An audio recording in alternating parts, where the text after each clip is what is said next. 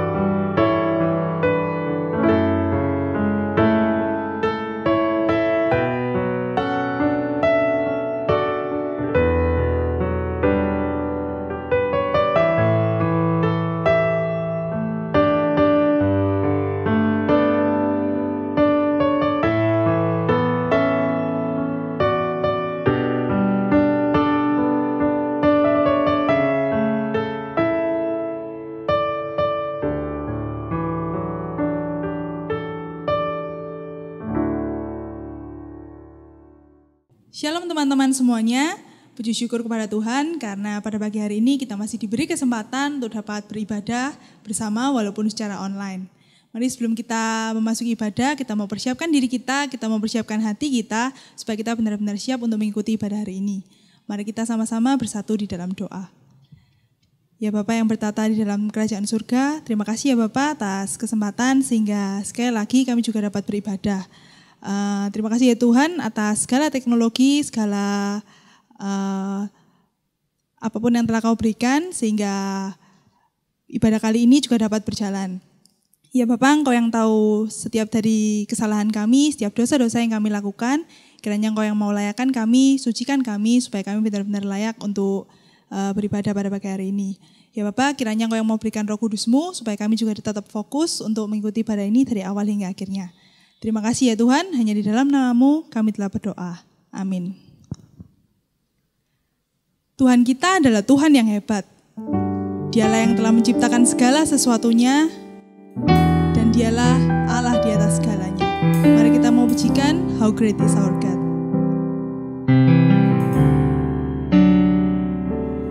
How great is our God. Sing with me, how great is our God, and all will see how great is our God.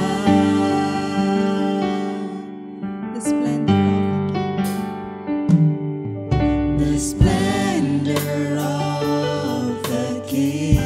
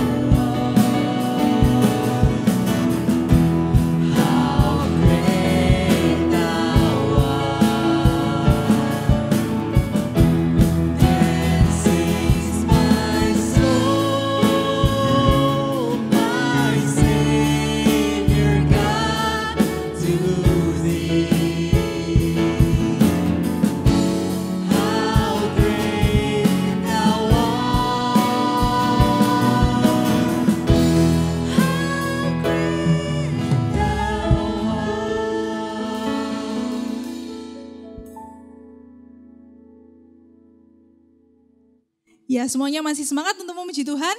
Mari kita mau berikan pujian kita yang lebih semangat, yang lebih baik. Karena dialah Allah kita yang telah menyelamatkan kita, menebus kita, dan tempat berlindung kita. Lebih dari pemenang.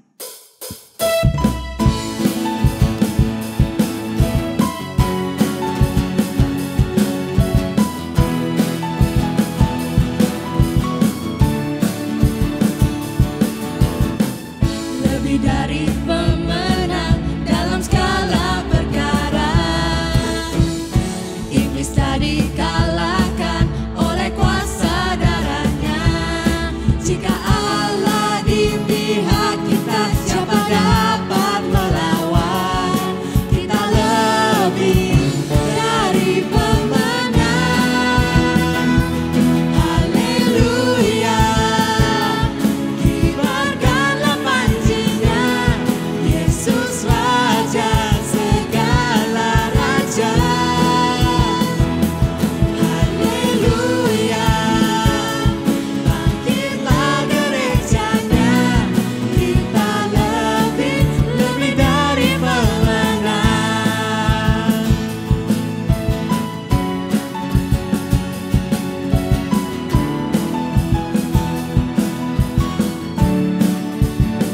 Lebih dari pemenang. Lebih dari pemenang dalam skala perkara. Iblis telah dikalahkan oleh kuasa darahnya. Jika Allah di pihak kita, siapa dapat melawan? Kita lebih dari pemenang. Haleluya. Kibarkanlah panjinya, Yesus Raja segala raja. Haleluya. Bangkitlah gerejanya, kita lebih dari pemenang. Dialah Yesus Tuhan kita, dialah Allah sumber keselamatan kita. Dialah Allah tempat kita bertindung, dan dialah Allah juru selamat kita. Kita lebih dari pemenang. Kita lebih dari pemenang. Kita lebih dari pemenang. Kita lebih dari pemenang. Kita lebih dari pemenang. Kita lebih dari pemenang. Kita lebih dari pemenang. Kita lebih dari pemenang. Jika Allah di pihak kita, siapa dapat melawan? Kita lebih dari pemenang. Haleluya. Haleluya. Kibarkanlah panjinya, Yesus Raja segala raja. Haleluya. Haleluya. Bangkitlah gerejanya, kita lebih dari pemenang. Kita lebih dari pemenang. Kita lebih dari pemenang.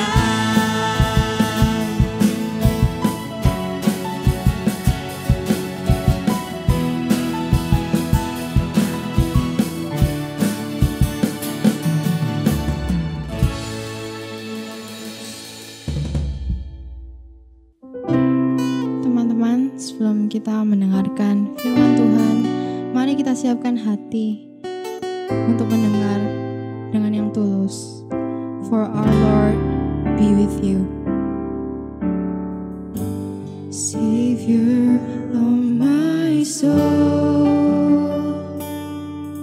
I confide in you through all my darkest moments.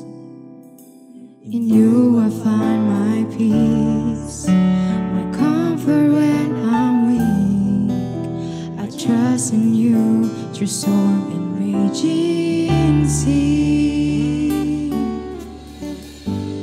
Faithful, you're my God. You're the glory and the lifter of my head.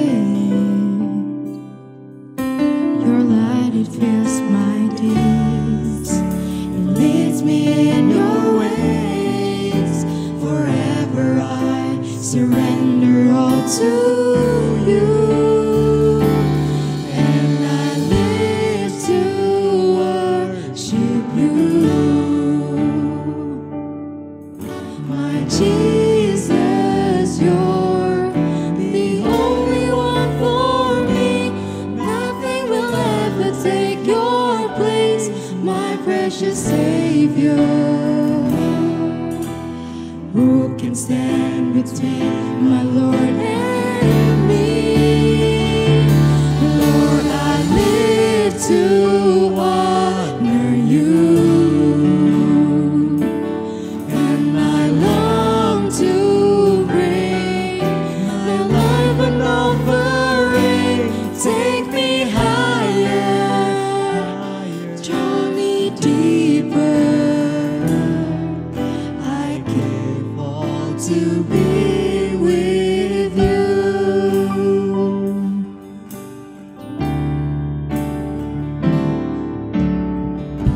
Savior of my soul,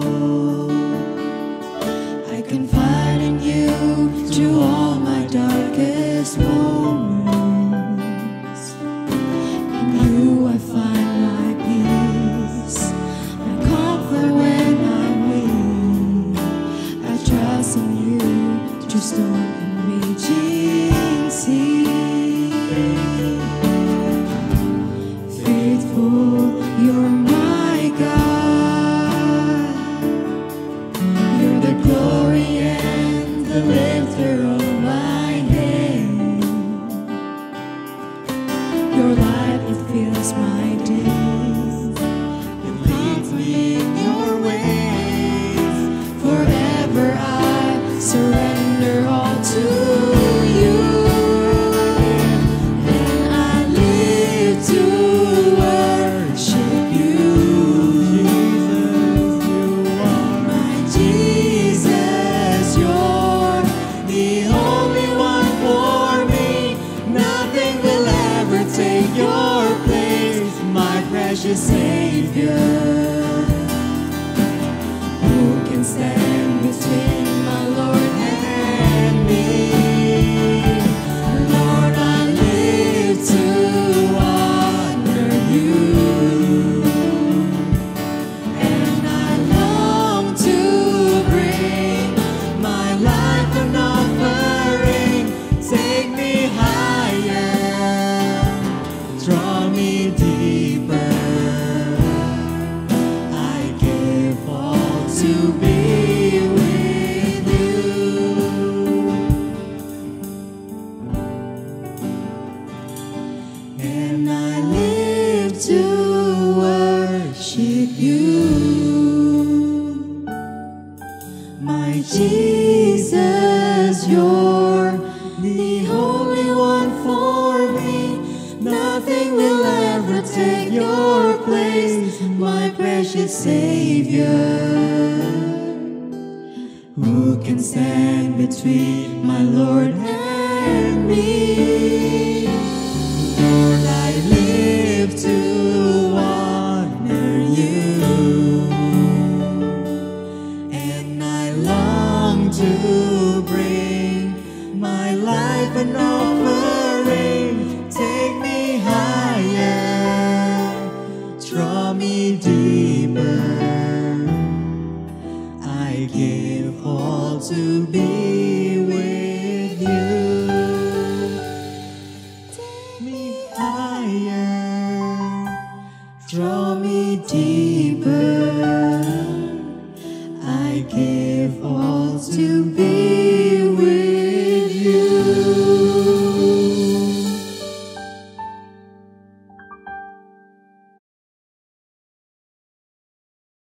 Selamat pagi saudara-saudara yang terkasih.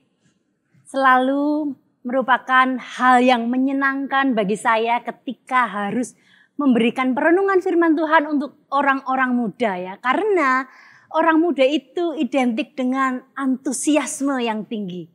Pemikiran yang kritis dan itu menimbulkan satu semangat tersendiri buat saya. Nah, saudara-saudara, sebelum bersama-sama kita membaca dan merenungkan firman Tuhan, mari bersama-sama kita mohon penyertaan Tuhan, kita berdoa. Bapa dalam surga, saat ini kami mau bersama-sama merenungkan kebenaran firman-Mu. Biarlah Engkau mengurapi setiap kami, mengurapi hamba-Mu yang akan menyampaikan perenungan firman-Mu, Bapa. Biarlah Tuhan sertai sehingga apa yang diucapkannya adalah kebenaran dari Allah saja. Hamba-Mu juga berdoa untuk anak-anak-Mu yang di rumah, yang sedang beribadah ini Tuhan. Biarlah Tuhan berikan kesiapan hati untuk mendengarkan firman-Mu, untuk belajar kebenaran-Mu Tuhan. Dan terlebih Engkau memampukannya untuk menerapkan dalam kehidupan sehari-hari. Tuhan tolong pemberitaan waktu firman Tuhan ini Tuhan. Hanya di dalam nama-Mu kami memohon penyertaan Tuhan. Amin. Saudara, mari kita buka Alkitab kita atau handphone kita buka dari Roma pasal yang ke-8. Roma pasal yang ke-8 ayat yang ke-1 dan ke-2. Roma pasal 8 ayat 1 dan 2 saya akan membacakannya untuk kita semua. Demikianlah sekarang tidak ada penghukuman bagi mereka yang ada di dalam Kristus.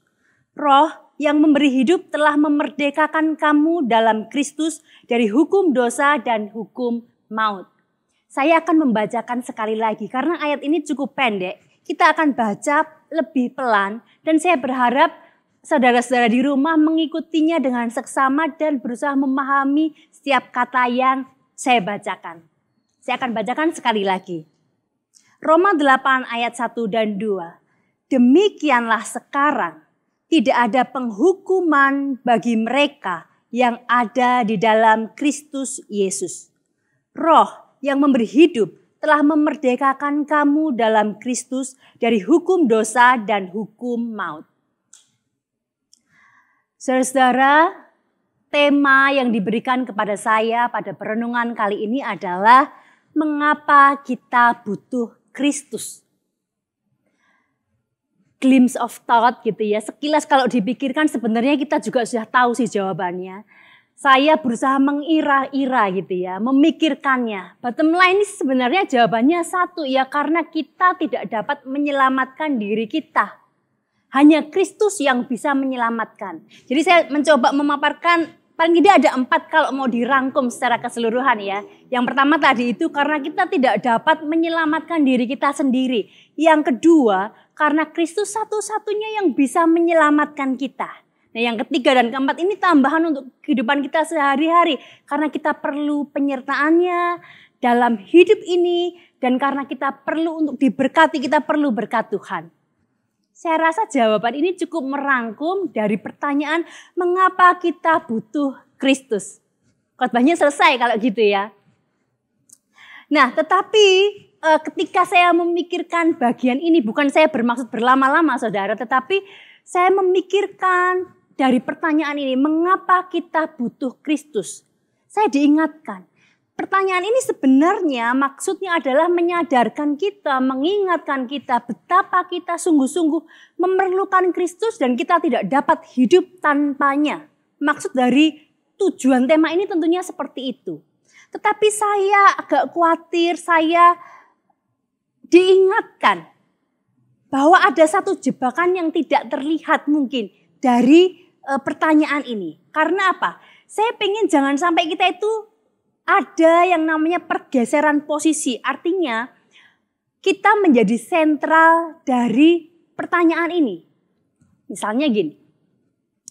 Mengapa kita butuh Kristus? Ya karena 4 hal ini. Kita butuh Kristus karena kita tidak dapat menyelamatkan diri. Karena dia satu-satunya penyelamat kita. Kita perlu penyertaannya, kita perlu berkatnya. Seolah-olah keberadaan Kristus itu untuk kepentingan kita. Sehingga kita melakukan banyak hal, kita menjadi baik, kita melayaninya. Supaya Kristus memenuhi apa yang kita butuhkan. Ya jangan sampai seperti itu.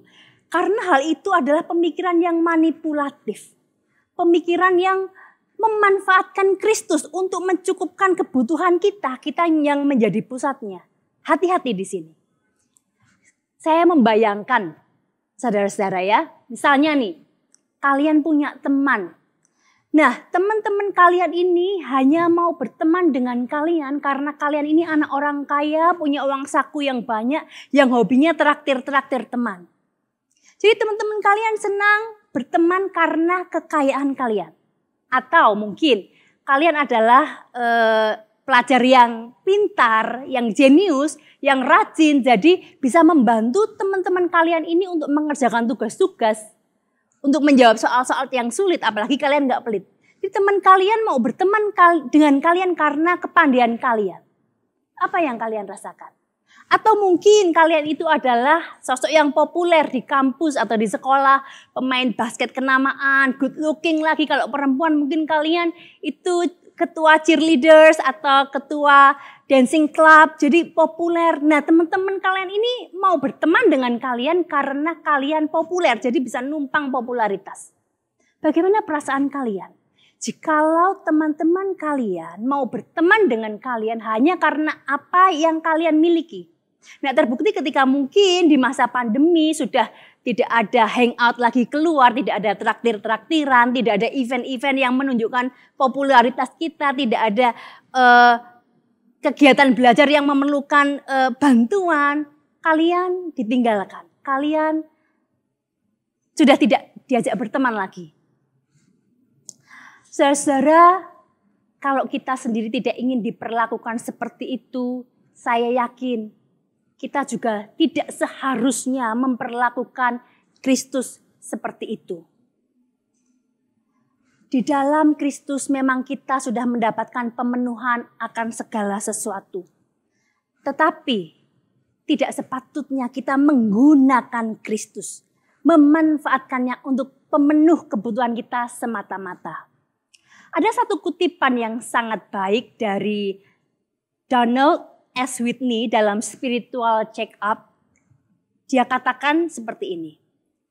Hanya karena seseorang mencari sesuatu yang dapat ditemukan di dalam Tuhan, bukan berarti ia mencari Tuhan. Saya bacakan sekali lagi ya.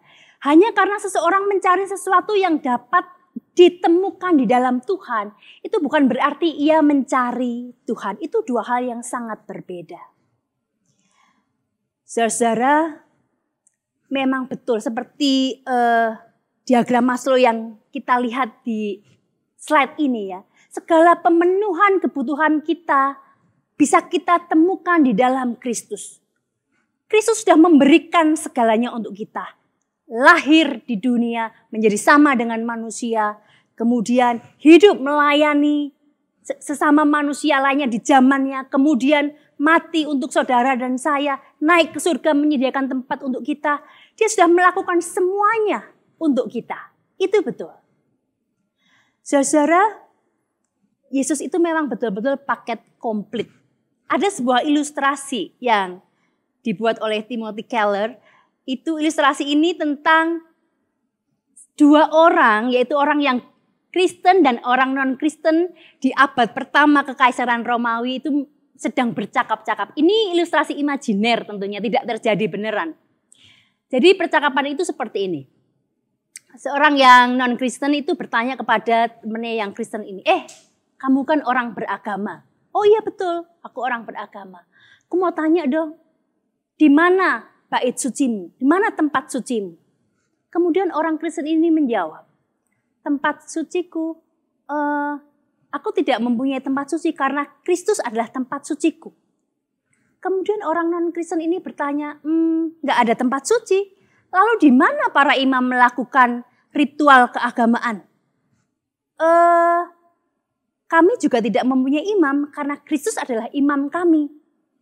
Wow, nggak ada imam.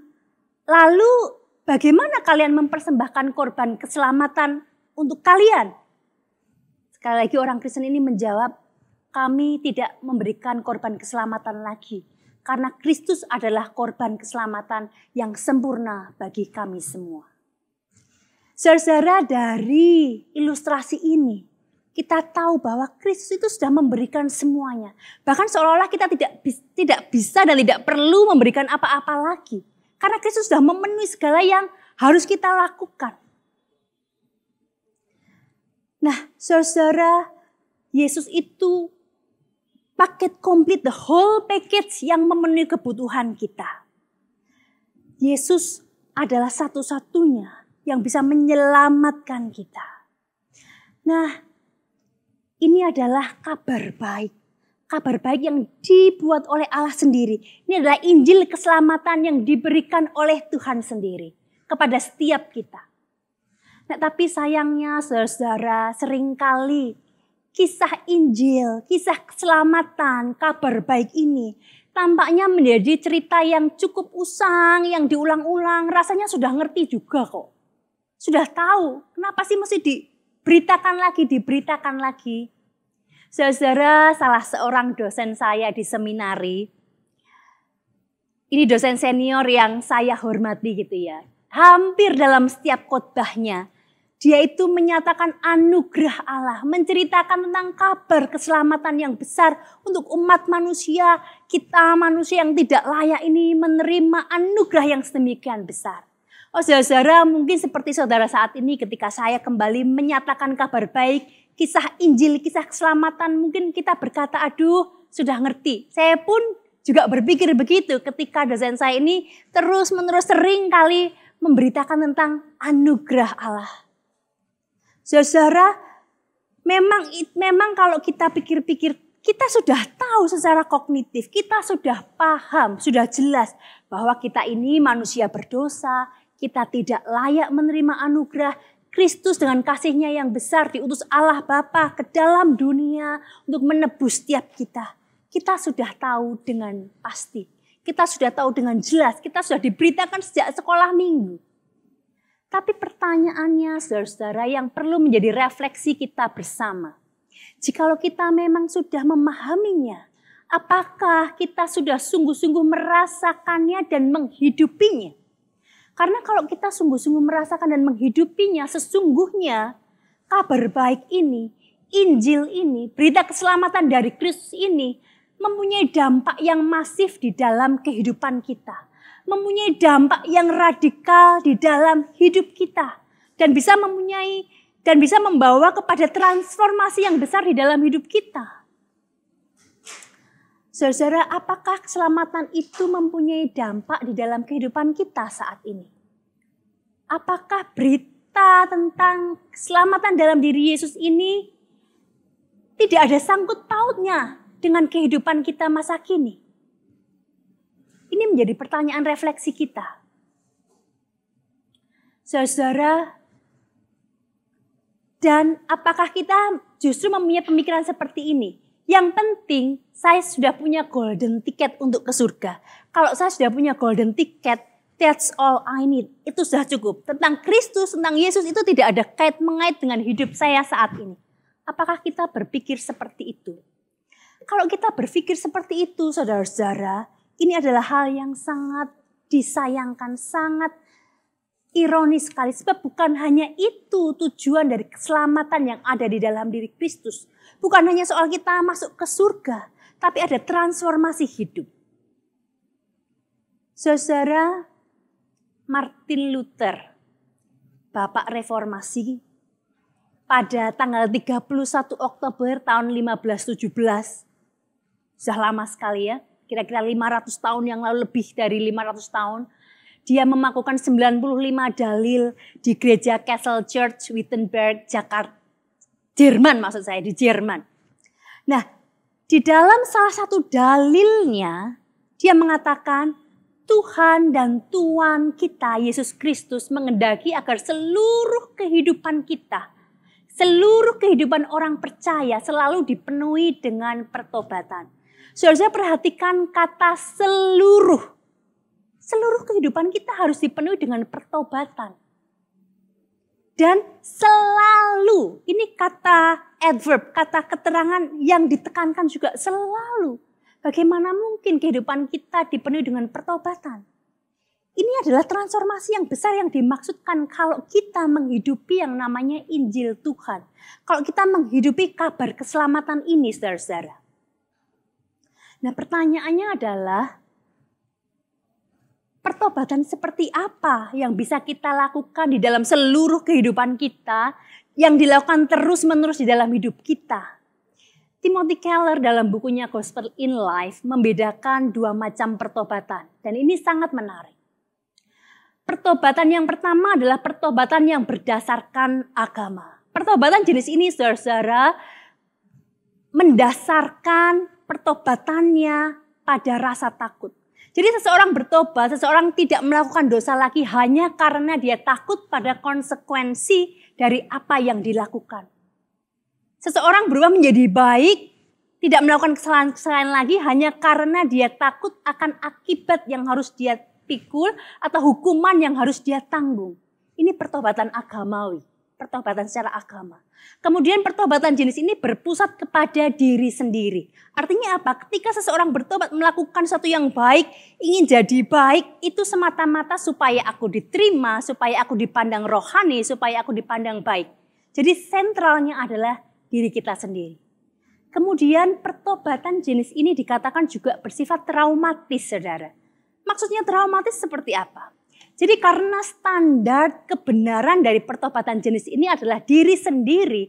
Jadi ketika seseorang melakukan kesalahan, tampaknya gambar diri, self-image yang mula-mula tampak bagus. Ketika bersalah itu jadi runtuh, hancur, berkeping-keping. Seperti kaca yang pecah begitu saja. Dan ini traumatis. Dan biasanya pertobatan jenis ini itu terjadi karena terdesak, karena terpaksa, karena ada situasi-situasi yang sulit yang mengharuskan seorang untuk bertobat. Jadi ada kesesakan di sana. Maka disebut bersifat traumatis. Sedangkan pertobatan yang berdasarkan Injil ini jauh berbeda. Nah, pertobatan jenis ini yang dimaksudkan oleh Martin Luther. Pertobatan yang terus-menerus yang bisa terjadi di dalam seluruh kehidupan kita. Pertobatan seperti apa sih? Yang pertama, pertobatan ini tidak didrive oleh rasa takut di dalam diri. Seperti Roma pasal yang ke-8 yang tadi kita baca di ayat yang 1, bahwa di dalam Kristus tidak ada lagi penghukuman. Jadi kita sudah tidak takut lagi dengan apa yang namanya hukuman. Mungkin kita berkata gini, loh kalau kita tidak takut dengan hukuman, kalau gitu enak dong kita bisa berbuat dosa terus-menerus. Santai dong karena tidak ada konsekuensi. Bapak Gembala kita, Pak Henry Ongko seringkali mengatakan, kalau kita mempunyai pemikiran gitu, cobaan saja. Ini menarik ya. Ketika merenungkan bagian ini saya pernah teringat ketika saya nonton film Pak Jokowi. Pak Jokowi biografinya, full movie-nya itu sangat menarik. Ada satu adegan yang saya tidak bisa lupakan, itu seperti ini. Pak Jokowi waktu itu, Jokowi kecil ya, melakukan satu kesalahan. Dia berkelahi dengan temannya, itu karena terpaksa. Ketika pulang, ayahnya marah. Ketika ayahnya marah, ayahnya itu bawa rotan untuk penggebuk kasur itu. Saya sudah takut, deg-degan ketika melihat adegan itu. Karena ayahnya ini sudah sangat marah. Mau jadi apa kamu? Kamu mempermalukan bapakmu. Itu sudah bawa penggebuk seperti itu. Saya khawatir kalau ini Pak Jokowi kecil, yang badannya kecil akan digebuk. Tapi ternyata enggak. Ketika ayahnya marah, ayahnya ini justru menggebukin dirinya sendiri, menghukum dirinya sendiri. Karena dia merasa bahwa dia tidak becus mendidik anaknya jadi melakukan kesalahan seperti ini. Nah ini hanya gambaran kecil saudara-saudara. Kalau ada orang lain yang menanggung, ayah kita menanggung itu, masakan kita akan berpikir kita akan terus-menerus melakukan kesalahan itu? Saya rasa tidak. Dalam kesaksian Pak Jokowi pun tidak. Jadi justru dia menghargai itu dan dia berusaha untuk tidak melakukan kesalahan lagi. Tapi bukan didrive oleh rasa takut, saudara-saudara. Ini yang pertama. Yang kedua, pusat dari pertobatan ini adalah Allah. Jadi ketika seseorang bertobat di dalam Injil, itu dia melakukan segala sesuatunya untuk Tuhan. Ketika dia tidak melakukan dosa lagi karena dia memandang bahwa dosa itu adalah sesuatu yang mendukakan Allah. Dosa itu adalah tidak menghormati Allah. Dosa itu tidak menyukakan hati Allah. Jadi senternya adalah Allah. Yang ketiga, pertobatan ini kebalikan dari pertobatan agamawi. Pertobatan jenis ini tidak bersifat traumatis. Kenapa? Karena sedari mula kita sudah diterima. Kita buruk adanya kita diterima. Kita berdosa kita sudah diterima oleh Allah. Jadi memang kita sadar diri bahwa tidak ada yang baik di dalam kita. Kita tahu itu. Dan Allah pun menerima kita. Jadi ketika kita menyadari betapa berdosanya kita, betapa buruknya kita justru semakin mensyukuri anugerah Tuhan yang begitu besar. Kita mensyukuri kemurahan Tuhan yang begitu besar. Jadi pertobatan ini sangat memungkinkan bagi kita untuk dilakukan terus-menerus. Karena semakin kita bertobat, semakin kita menyadari betapa besar anugerah Tuhan di dalam kehidupan saya, di dalam kehidupan saudara-saudara. Saudara-saudara sekalian, dalam pertobatan, seorang pengkhotbah terkenal dari abad ke-18, George Whitefield, menyatakan paling tidak ada 4 aspek penting di dalam pertobatan. Yang pertama adalah kerendahan hati yang besar. Jadi pertobatan dalam Injil itu harus melibatkan kerendahan hati yang besar, bukan kesombongan diri. Saya mengajak kita untuk berefleksi dengan pertanyaan-pertanyaan ini. Yang pertama, apakah kita pernah memandang rendah kepada orang lain? Apakah kita sangat terluka ketika kita dikritik? Apakah kita merasa direndahkan dan diabaikan? Jikalau ada orang memberikan masukan pada kita, memberikan kritikan. Saudara-saudara, saya sendiri ketika menjawab pertanyaan-pertanyaan refleksi ini, jawaban saya iya. Tetapi di dalam pertobatan Injil, kita harus sekali lagi melihat kepada Kristus. Kita melihat kepada Injil Allah. Ketika kita menyadari bahwa setiap kita semua adalah orang-orang berdosa. Saya yakin dan percaya tidak ada perasaan superioritas di dalam diri kita. Dan tidak ada alasan untuk kita memandang orang lain lebih rendah. Dan kita tidak akan terluka jikalau kita ini dikritik. Kenapa? Karena kita sudah menyadari di dalam kabar baik, di dalam Kristus. Kita sudah diterima seutuhnya, sepenuhnya. Kita tidak direndahkan, kita tidak diabaikan. Kita dipandang begitu berharga. Pertobatan yang melibatkan kerendahan hati yang besar. Yang kedua, pertobatan dalam Injil itu mempunyai semangat yang terarah. Mari sekali lagi kita berefleksi dengan pertanyaan ini. Apakah kita cenderung menghindari orang atau tugas yang harus kita hadapi? Apakah kita sering merasa cemas atau khawatir dengan banyak hal? Apakah kita tidak pernah mau mengambil resiko sama sekali, atau mungkin sebaliknya kita justru tanpa pikir panjang melakukan sesuatu? Nah, ini jelas bukan semangat yang terarah dari pertobatan yang sejati di dalam Injil. Saudara, kita tahu bahwa kalau kita mengingat kabar baik ini, anugerah di dalam Kristus sekali lagi. Karena pertobatan kita ini senternya adalah Kristus. Kita mengingat bahwa Kristus sudah mengambil yang terburuk. Kristus sudah menanggung yang terburuk dari yang bisa terjadi akibat dosa-dosa kita. Jadi kita tidak perlu lagi khawatir. Kita tidak perlu lagi takut. Ketika kita harus mengambil resiko, kita bisa membawanya kepada Kristus. Ketika kita harus melakukan sesuatu yang besar, kita terlebih dahulu mempertimbangkan apakah hal ini memuliakan Allah, apakah hal ini menyukakan hati Allah, apakah hal ini berkenan pada Kristus, apakah ini yang akan dilakukan oleh Kristus jikalau Kristus ada di posisi saya. Nah, hal semacam ini membuat kita semakin terarah. Hal yang ketiga, di dalam pertobatan ini harus ada kasih yang menyala-nyala. Mari kita berefleksi lagi. Apakah kita telah berpikir atau berbicara tidak baik tentang orang lain selama ini? Apakah kita mudah untuk marah atau mudah untuk tersinggung? Apakah kita hanya memperhatikan kepentingan kita daripada kepentingan orang lain? Karena segala sesuatu yang kita lakukan adalah untuk diri kita sendiri. Saudara, kalau jawaban kita iya, maka sesungguhnya memang kita semua memerlukan pertobatan yang terus-menerus. Kita terus-menerus dimurnikan. Saudara, sekali lagi kita mengingat akan peristiwa salib yang seringkali kita anggap, oh kita sudah paham. Tapi ternyata itu kurang connected dengan kehidupan kita. Kurang ada integrasi di dalamnya. Kalau kita kembali mengingat pengorbanan Kristus. Kalau kita mengingat betapa besarnya kasih Kristus buat kita di dalam hidup kita. kita akan bisa meneruskannya kepada orang lain. Kita bisa pay it forward kepada orang lain. Ketika kita sudah merasakan kasih yang besar, kita tidak bisa menampungnya sendiri karena itu terlalu besar. Mau tidak mau kita pasti akan salurkan kepada orang lain. Nah, kalau kita merasa begitu dikasihi, kita pasti juga akan bisa mengasihi orang lain, saudara-saudara. Kemudian mungkin kita selama ini adalah seorang yang sering kali mudah marah, mudah tersinggung.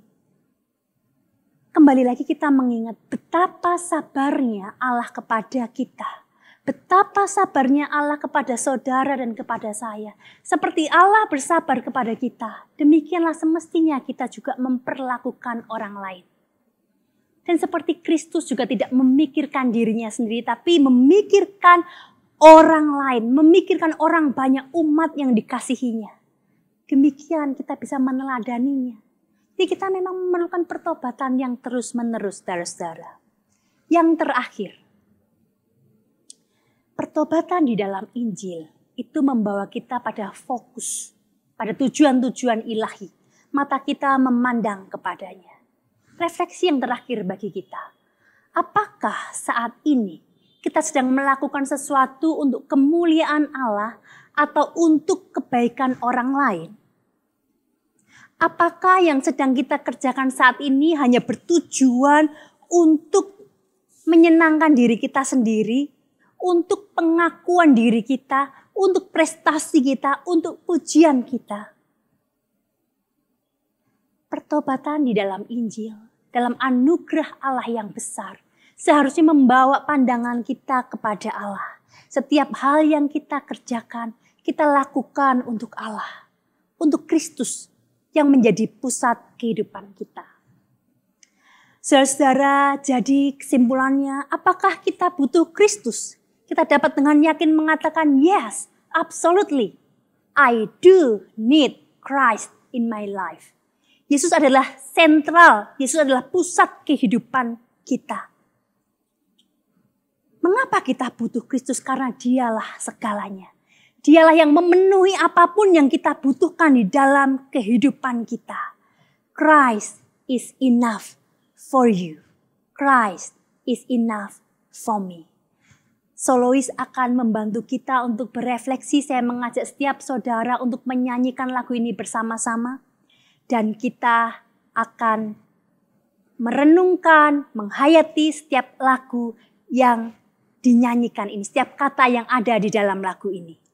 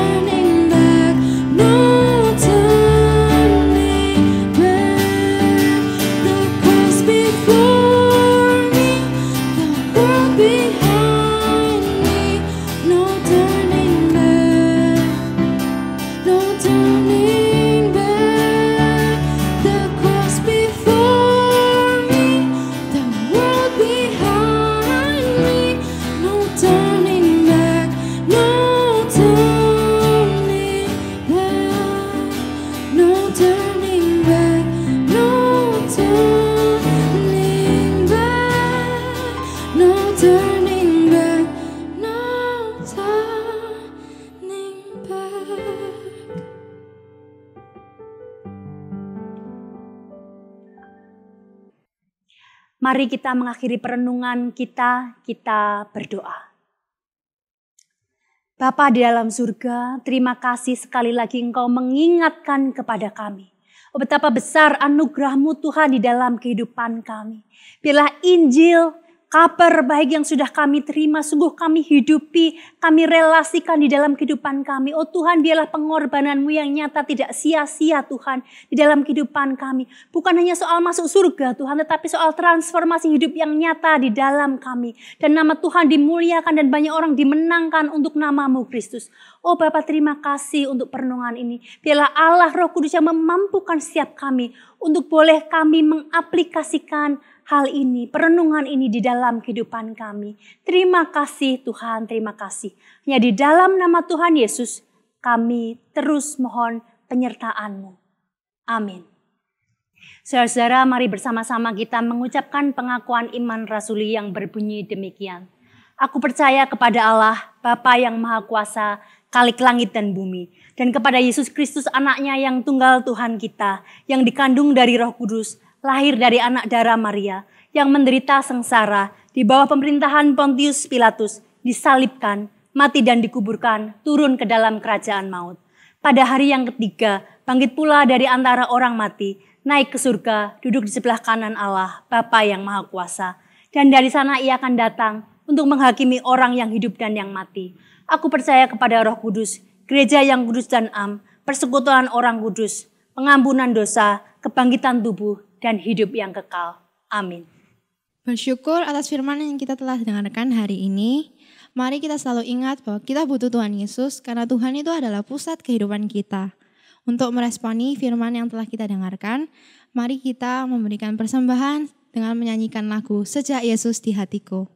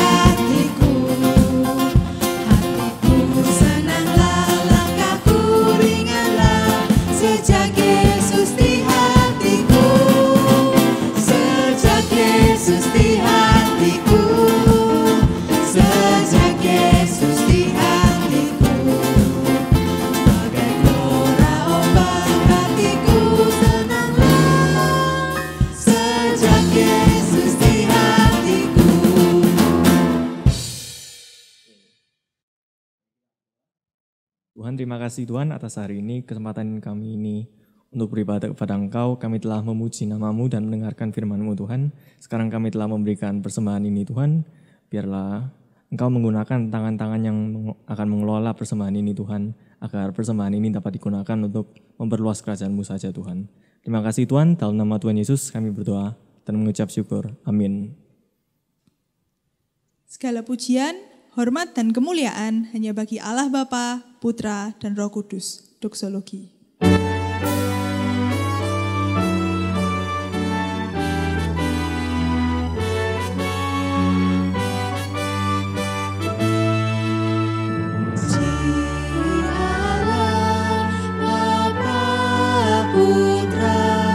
Puji Allah Roh Kudus, ketiganya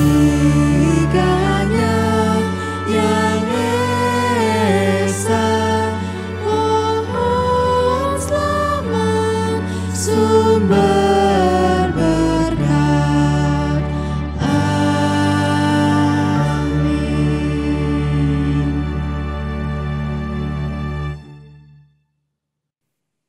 Ya teman-teman, Kristuslah yang menjadi kebutuhan setiap kita di dalam hidup ini.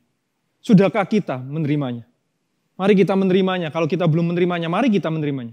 Dan kiranya sungguh, kiranya berkat Tuhan boleh berlimpah di dalam setiap kehidupan kita. Kiranya kasih karunia Allah yang berlimpah kepada setiap kita. Begitu besarnya kasihnya sehingga ia pun memberikan kepada setiap kita yang paling kita butuhkan.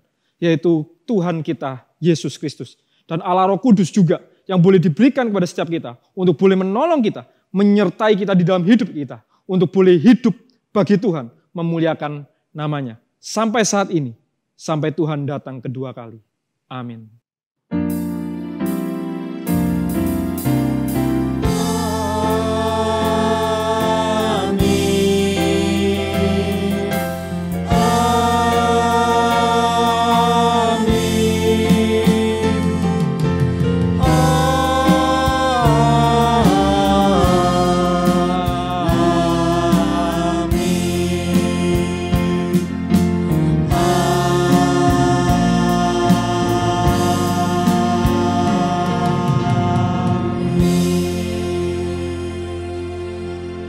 Teman-teman, ibadah kita pada pagi hari ini sudah usai. Teman-teman tetaplah mendisiplin diri di dalam ibadah, gabung di dalam persekutuan online di rayon kita masing-masing. Mari kita saling memperhatikan dan jangan lupa memberikan persembahan juga sebagai bukti tanda pemeliharaan Tuhan di dalam hidup kita. Persiapkan diri kita juga dalam menyambut Natal dan semangat untuk mengikuti ujian. Tuhan Yesus memberkati.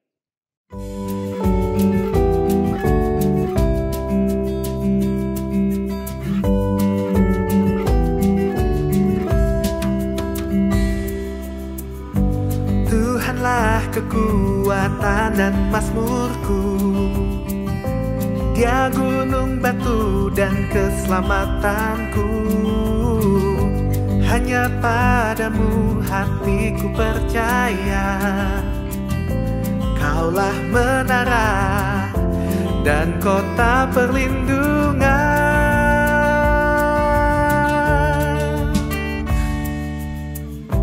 Ku mau selalu bersyukur sebab cintamu padaku takkan pernah berubah. Hatiku percaya walau bumi bergoncang.